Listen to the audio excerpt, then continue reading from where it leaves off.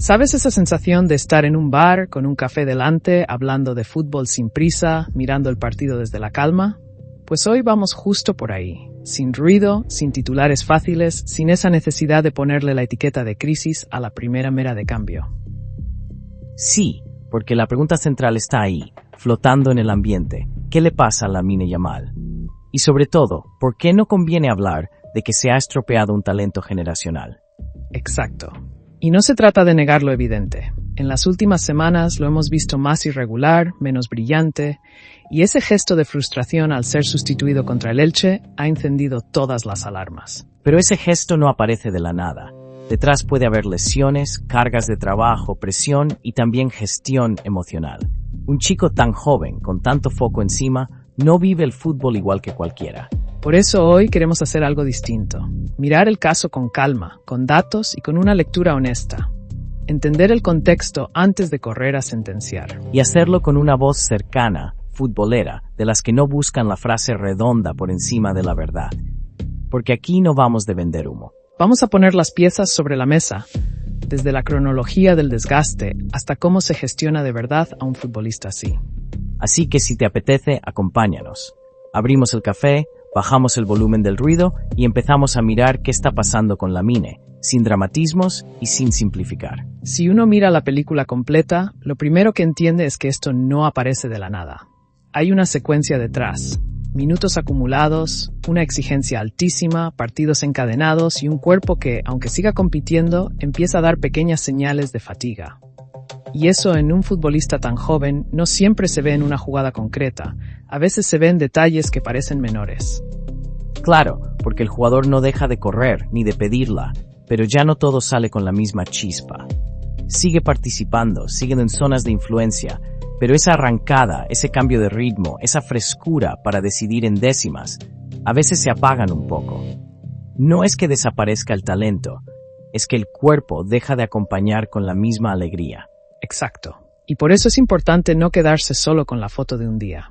El gesto de frustración tras el partido contra el Elche, que ha dado tanto que hablar, no nace en ese instante como si fuera un relámpago aislado. Más bien parece la parte visible de una tensión previa, de una acumulación que ya venía de antes. Eso es lo que muchas veces se pierde en el ruido. Se mira la escena final, la cara, el enfado, la sustitución, y se quiere sacar una conclusión inmediata. Pero si has seguido la cronología, entiendes que hay un desgaste competitivo y físico que va dejando huella poco a poco.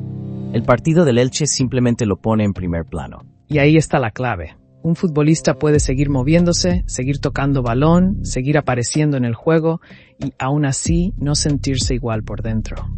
El cuerpo pierde chispa antes de que el apagón sea total. Primero baja un punto la explosividad, luego cuesta más sostenerla y al final todo se nota en la expresión, en la toma de decisiones, en la forma de competir. Por eso esta historia pide paciencia y contexto. No se trata de mirar un partido suelto y sentenciar. Se trata de entender procesos largos, de leer el desgaste con calma y de asumir que en un talento como este, cada pequeño cambio tiene mucho eco. No es dramatizar, es mirar el recorrido completo antes de hablar de consecuencias. Y si algo nos enseña esta cronología, es precisamente eso, que el fútbol de élite no se explica solo por momentos puntuales. A veces hay que retroceder varias casillas para entender por qué un gesto pesa tanto o por qué una sensación se acumula hasta hacerse visible.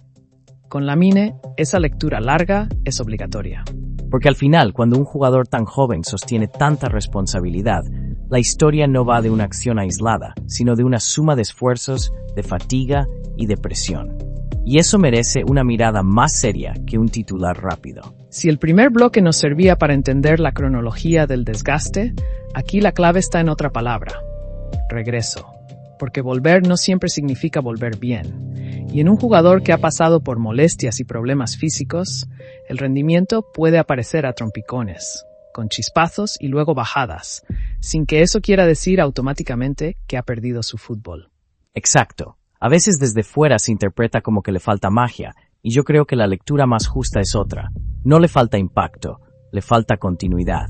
Sigue siendo un futbolista que cambia partidos con una acción, con una conducción, con un pase o con un desborde, pero ya no se le ve tan estable en la secuencia completa de cada encuentro. Y eso es muy importante, porque el aficionado culé y el fan de Lamine muchas veces miran el nombre y esperan siempre la misma película, que aparezca, que desequilibre, que resuelva. Pero cuando hay un regreso que todavía no está del todo asentado, lo normal es que el jugador alterna momentos muy buenos con otros más apagados. Claro, y ahí entra también la parte emocional. Porque la presión mediática no solo viene de la prensa, viene de la conversación diaria, de los comentarios, de la expectativa de que un talento así sea brillante todos los días. Y cuando eso no pasa, cualquier gesto se amplifica. Una cara, una sustitución, una reacción. Por eso, el bajón aparente puede tener dos lecturas que no se excluyen. Una, que el regreso aún esté incompleto. Y dos, que la recuperación siga en curso, con el cuerpo todavía ajustándose a la exigencia. En ese contexto, pedir estabilidad total quizá es pedirle demasiado pronto. Además, hay que distinguir entre pasar por un tramo irregular y estar perdido. No son lo mismo.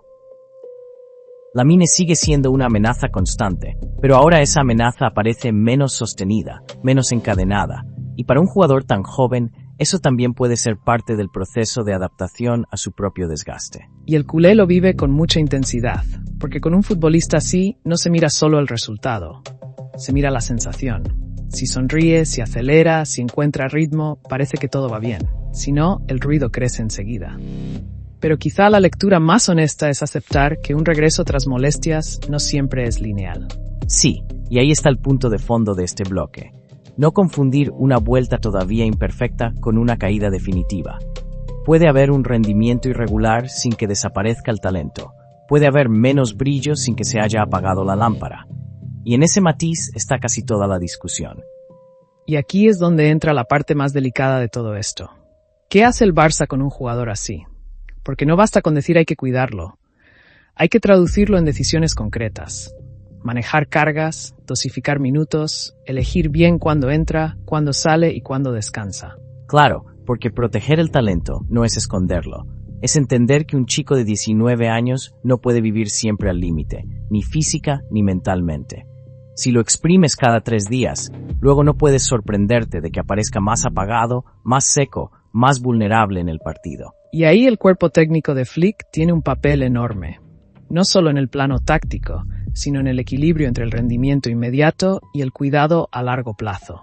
Porque el Barça quiere ganar hoy, sí, pero también quiere que este futbolista siga marcando diferencias dentro de 2, 3 o 5 temporadas. Ese es el punto. La urgencia competitiva siempre empuja a poner al mejor siempre, y más cuando el mejor te cambia el partido con una acción. Pero si el club quiere de verdad proteger a un jugador generacional, tiene que aceptar que a veces la mejor decisión no es la más vistosa. A veces es quitarle una carga, darle un descanso o asumir que no pasa nada por no forzarlo un día más. Y eso además exige paciencia de todos, del entrenador, del vestuario, del club y también de la afición.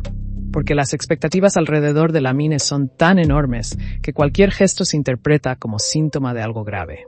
Y quizá lo más maduro sea justo lo contrario. Entender que este tipo de procesos necesitan tiempo, ajustes y bastante cabeza. Sí, porque aquí no estamos hablando de un jugador cualquiera. Estamos hablando de una pieza que representa presente y futuro al mismo tiempo. Y cuando tienes algo así, la responsabilidad del club es doble. Competir al máximo, pero no quemar antes de tiempo aquello que puede sostenerte durante años. Por eso, cuando miramos este caso con calma, yo no veo alarmismo. Veo un proceso que hay que acompañar bien. Veo un futbolista con talento enorme, sí, pero también con señales de desgaste que el Barça debe leer con precisión. Ni dramatizar, ni minimizar. Exacto. La conclusión, si la aterrizamos, es bastante serena. Lamine no ha dejado de ser Lamine. Pero el contexto importa y mucho.